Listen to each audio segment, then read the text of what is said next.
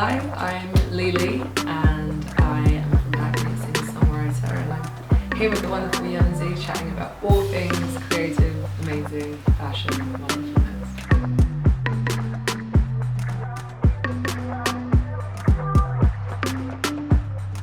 Just qualified as an engineer, sound engineer. Okay, so that was actually end of last year. Okay. So I had initially, back in the day, started studying sound engineering. And it was something I'd always wanted to do, but was always very, very sort of enveloped in the creative process of making music. Yeah.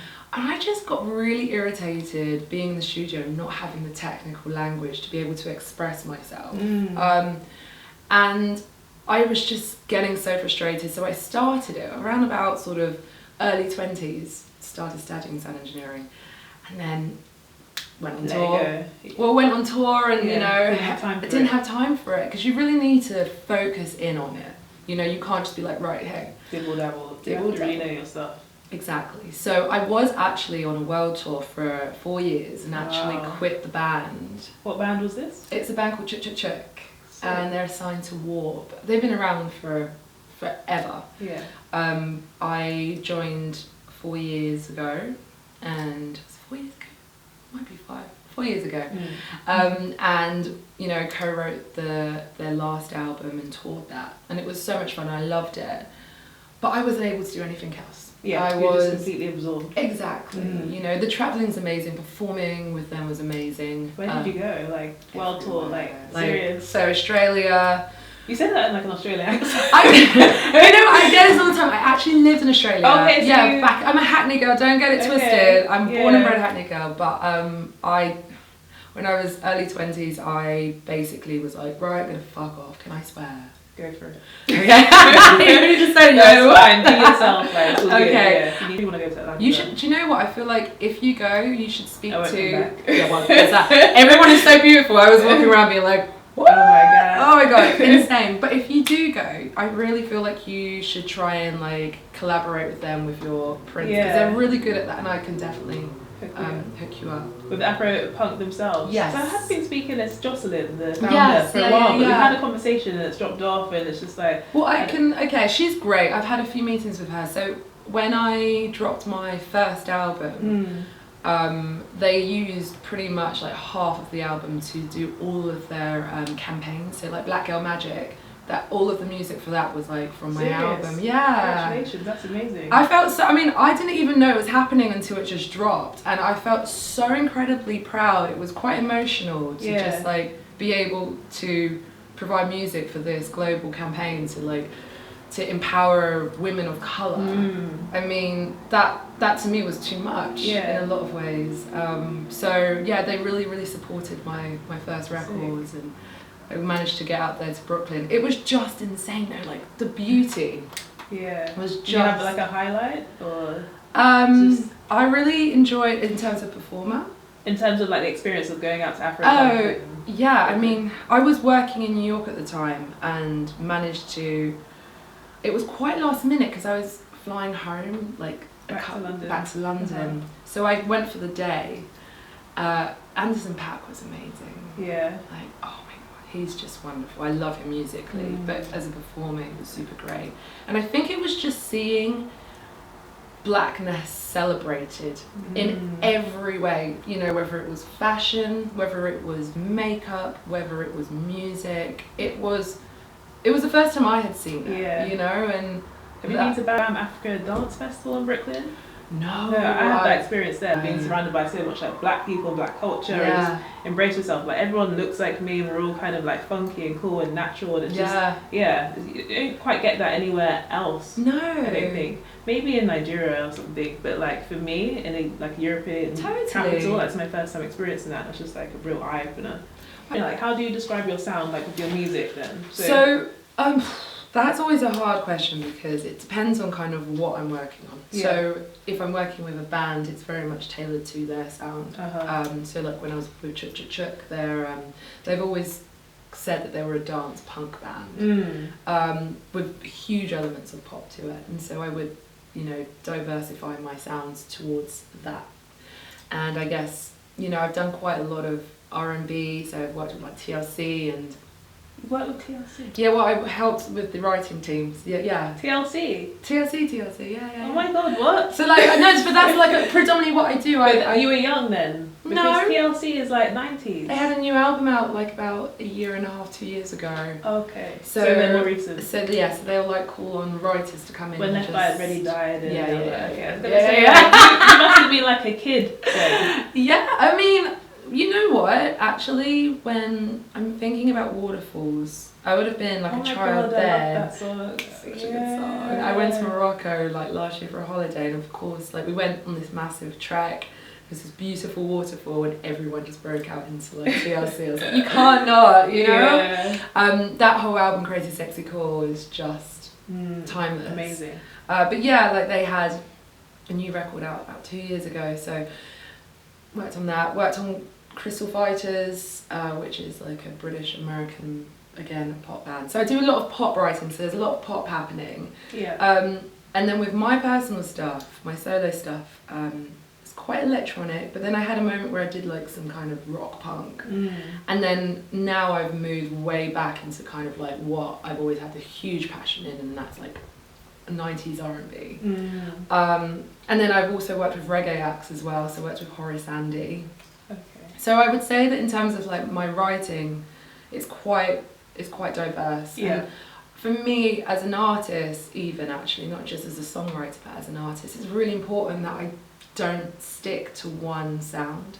I grew up with like having my mum who was an opera singer, and then my older bro who was very much into drum and bass and rock, and then my 10 years older than me sister being all R&B and Mariah Carey. Yeah. I loved all of those sounds equally, so I do try and incorporate them into the music I make. I think I'd get really bored otherwise. I'm that guy that's just like, what's next? What's next? Yeah. Like, how do I not spread myself thin but also do everything? Yeah. I think that definitely comes out in the music I make. And also vocally, I do try and change my voice actually with every sort of record. Well, it's kind of like your vocal range. You have like a sweet spot where you know you sound amazing. So I'm working on a new project. So I'm part of a new band at the moment called Akali, and we're about to release music. The album will probably come out next year, but we're hoping for a single to come out probably in the fall. I'd say my vocal on that is a lot more laid back than what it would usually be on some of my solo stuff. Okay. It's like quite electronic Afrobeat actually, which I'm really excited about. It's nice to tap into that as a sound. But I think with that means that I haven't gone too over the top vocally. Yeah. I've kind of kept it a little bit more back so that all the instrumentation has a place, and so we were working in harmony. And I think it works really well with that style. But then, you know, we've got a track on it where I literally am screaming like Minnie Riperton. So it's like, I mean, I would say that I quite like being able to get a bit hardcore and raw, and then have these sweet moments. Again, I think it's like, for me, I like to be able to kind of challenge myself, but also have, you know, the palette of being able to just do everything that I want. You don't want to be limited. No. Is that how you kind of got into sound engineering? Because you wanted to take control? Yeah. And you're saying you want to get more women into sound engineering, because when I think of sound engineer, generally I do think of a male. Yes. So I think that's a really great direction to encourage women to come through and take on that role. Absolutely. I think it's really, really important that women who have that position to start, I think I say it's a responsibility. I personally feel responsible to encourage more women into that position, because I think that in so many different categories, like visualization is so important. If you don't see someone that looks like you in a role, in a subconscious way, you're being told, or you tell yourself you can't do it. And for the longest time, I think that's partly why I put it off, because I didn't have any, you know, and what I was taught in was actually quite specific. I'm actually post-production, so mixing documentaries, like scores of documentaries and TV and film, as opposed to an actual music track. Okay, yeah. And there's no women that do that, at all. I was the only female in my class. And where did you study? SSR, which is in Camden. It's a music school. Okay. And I just felt like, you know, I remember going into class and I wanted to be taken seriously, and I love fashion. Like, girl, your stuff is my thing, and I love it, and I like being a bit silly with it as well. Like, you know, putting on kind of clothes that shouldn't make sense, but why not? Let's just go for it. But I remember dropping all of that because I wanted to be taken seriously. So I would tie my hair back, wear the baggiest clothes I own, because I felt like if I had gone in and, you know, wearing what I would usually wear, that I would be judged or just laughed at or whatever. And that's something I'm perpetuating. I think as women we can do that. Yeah. And I woke up one day and I was like, what the fuck, Lee? Like, you need to stop that. Be who you are. And anyone that's going to make you feel like you shouldn't be here or you don't have the intelligence, that's their problem, not yours. That's not your problem. So I woke up and I put on the tiniest little mini skirt with my thigh-high boots and was there like mixing and like... This girl's bipolar. Like, what happened? But I think that's the thing. You have to be who you are and the way that you look and the way that you dress or your gender or your race. How did they react to that? Did they treat you any different because you were yourself? You know what? Like, actually, they never did or said anything. You were just internalising it. So you were presuming that's what they think about you, so that's why you behaved that way, dressed that way. Yeah, totally. But I think the thing that even I do, but I think they all massively did, was whenever they spoke of a role, it was always him. Yeah. So, you know, you give not it he to or she. not he or she, and I started being that person that was like, or she, or her. And is the teacher not trying to? No, it's so embedded, and I think we all do it. Like when we talk about roles, we automatically expect it to be a he. Yeah. And so it's like, again, I think with visualization, it's also the language we use. And I think that I personally feel now that I'm qualified that I want to encourage and also create a visual for young girls to be able to go, okay, I can do that. I think it's really important. Yeah. So are you doing that just by being there, being like, you know what, I'm a sound engineer, or is there initiatives you're doing to bring young girls into the space? Or? So I'm based at a studio called Baltic Place, which is amazing. I would like to say that predominantly at the moment I am mainly focusing on creating music as opposed to post-production at the moment, just because there's quite a few projects I need to finish. But busy lady. Aren't we all? Right? That's how it is. Wearing many hats non-stop, constantly on the go. Always. Which is fun and it keeps it interesting. You wouldn't want it any other way really, would you? No. You don't want to be doing the same job 9 to 5. So no, and I feel incredibly blessed to be able to actually do what I love, and that's something that, you know, I don't take for granted. Not many people get that. No. So I'm based at a studio called No. 1 Baltic Place, and they together. Is that in East or where's that? East, yeah, of course. Yeah. Was it okay to come to South today? Like, you didn't take oh my god! I know, it's ridiculous. I was just saying that, like, I need to step out of that comfort zone. Yeah. Like, there is a whole world outside of Hackney. So it is in East though, and we're together setting up an initiative so that we can actually offer studio time and lessons to young women to come and actually work in the studio, see firsthand, and also have these one-on-one conversations and tuition with other women and also men. I think it's about finding out what that person feels comfortable with. I don't think it's about segregation between gender. I just think it's about letting women and girls know that they are capable and that there is a place for them. Yeah. And I think that we as women also need to work in unison with men to encourage together. And so, you know, who I work with, Orlando, and he runs Baltic Place, he is so encouraging to want to like bring more women into the studio. And, you know, we've had female engineers there, and so that's kind of what we want to push forward. Good. Having a fringe in hot weather can sometimes work against you and work for you, or just so exhausting. Yeah. So gross. Oh my gosh, your hair is amazing though. I love thank you. Do you know what? I have a love-hate relationship with it. Now because it's longer, which sounds weird. Like people always think that when your hair is longer it requires more work. But I think with curly hair anyway, you can kind of not get the perfect curl when it's longer because there's like enough to kind of disguise the messiness of it. So you've got like different textures going on is what you're saying. Exactly. Yeah. But when it was shorter, I'd have to make sure everything looked the same, yeah. Whereas now I'm just like, meh. And when it was short, how short was it like? I grew it out from the root. Yeah. As in, I never shaved it off. So I was transitioning for like 5 years. Because, you know, my mum had no idea how to do my hair. Yeah. You know, Where's your mum from? My mum's in Trinidad. From Trinidad, Yeah. So my mum's in Trinidad, and she, I guess all of her kids had different hair. Okay, different textures came out, so she didn't really know how to manage them. And she didn't have time either. Like sometimes mums just don't really care. Exactly. My mum does not care. Like, she says to me today, she's like, "Why don't you cut your hair, Lee? Just get rid of it." Like, you're not managing it anymore, attempting to manage it, so let me do what I want with it. Exactly, and that was my mum.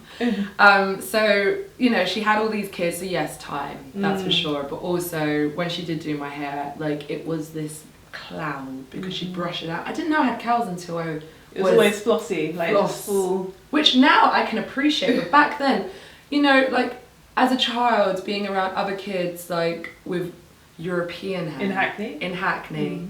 And it was always promoted that that was the standard of beauty. I hated my hair, hated it. Of course you would have, Right? And it was like only as an adult that I had to find a love for it and an acceptance as well. And just kind of re-educate myself. And how did that come about? Like, how did you fall in love with your curls? Well, going back to Australia, I lived there when I was like early 20s, and I said to you I didn't know I had curls. I just had froth, and then my mum relaxed it when I was 11. Wow. So long time of relaxing. I don't know how I have hair on my head. It just makes no sense. And it's full. It's not. You're not missing. It's all bright. You got your edges back there. Yeah, you got your I've edges. got a weird hairline though. Why is it weird? I've got like, someone said to me that I've got like an Arabic hairline, which... Let's see it again. Okay, here we go. It's like a widow's peak, and then like... Yeah. But I've had it since I was a kid. It's like zigzagging. Yeah. Interesting. There you go. I knew that was an Arabic thing, but apparently, like, yeah, so maybe there's Arabic in my family at some point. But I went into the sea, and my relaxer had grown out by 6 months, and so I had regrowth, and the regrowth was coils. Just like these coils, these coils, and I was like, is that me? Girl! And then, I mean, I got back, and I was like, I kind of was in that habit of relaxing it, and then just decided, like, why am I doing this? It's so bad for my hair, it's so bad for your health. So I'm going to start, but I have to be honest, I think the reason why I didn't start initially is because I knew it was going to be hard. Transitioning is, I had so much length as well. So you didn't want to lose the length, so you didn't want to do the chop? Exactly. Okay. But I did. I didn't shave it, but so my hair was like here, and I cut it up to like here. Okay. And then I kept it at that length until it like had really just kept trimming until it come out. But it looked mash up, man. Really? Yeah. Because I had these curls and then like this straight. Yeah. And it just looked bad. But I had to learn patience and love for my hair. I think that's the thing. It's been such a journey, you know, understanding my hair and understanding how to work with it, and you know, like finding the right product and. What products do you use to maintain your hair? So initially I started using Aussie. Not really designed for your hair type. No, but it smells good. It does smell good. Yeah, I do like the smell, but I don't. Well, not obviously, but I don't use it. Well, what do you use on your hair? A lot of As I Am, Afrocentrics. What else? Just shea butter. Right. Natural oils. I'm like pretty low maintenance, but when I find something that works, I'll use it to death. Right. So, well, same for me. Like when I discovered As I Am, it was a real breakthrough. Yeah. Like huge breakthrough. Yeah, like massively. I mean, you're gonna be excited because I have a present for you. Micah, could you help? I love presents. I love presents. We've got a sponsor today. Okay. Oh shit! Oh my god! Oh my god! I just thought I've got so many amazing Yemzi girls coming through. Let me.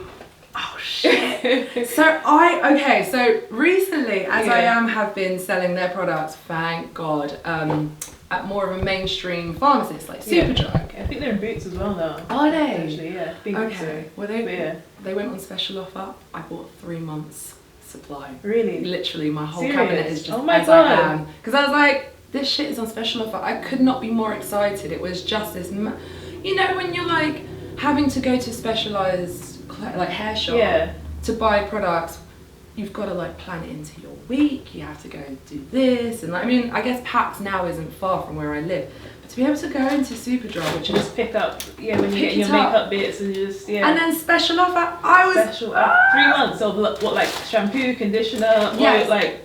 So I mainly, this is the new one. Yeah, it smells amazing. It's got tea tree oil in it. I love it. This is, do you know what? I'm not going to open it. I'll open it. Let's do it. It smells great. Yeah. So, alright, this is so exciting. So I use I've got their whole line. So I use the one so this is the red one, the Long and Luxe. I use their curling cream.